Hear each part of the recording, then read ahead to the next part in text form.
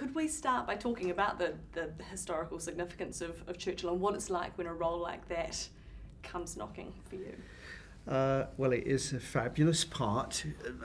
You know, no getting away from it. It's a glorious role. Obviously the imaginative leap that Joe had to make and I had to make in terms of the physicality was a challenge. So that gave me it gave me a few moments in the beginning. I thought, how are we going to do, you know, quite pull this off? But the script was terrific. The story is just, I mean, glorious. Was there any apprehension? It was like, oh shit, this guy's, you know, it's Churchill, isn't it? Yeah, and you're stepping into the shoes of all the other, you know, the other people that have played him,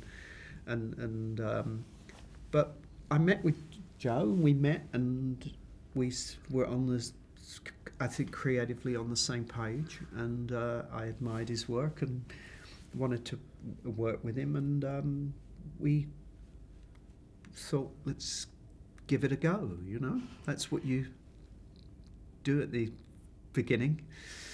Jump in. And you, I mean, maybe you could tell us, Joe, about that period, why that was, you know, it's a very specific period in the war, why that was, you know, an important story to tell. Well, Anthony McCartan, the writer, realised that 3 of the greatest speeches in political history had been written in a period of 4 weeks, which was an amazing kind of achievement. And he wanted to know why they'd been written and how they'd been written. And that was the beginning, that was the genesis of the project.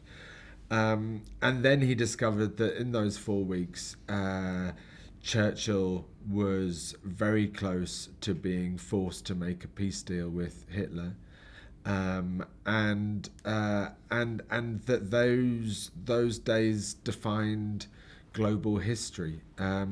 So it seemed like the perfect moment to tell that story, you know. And we acknowledge, you know, that Churchill got a lot wrong in his career, not least Gallipoli, you know. But at this moment in time, Churchill was the right man for the job.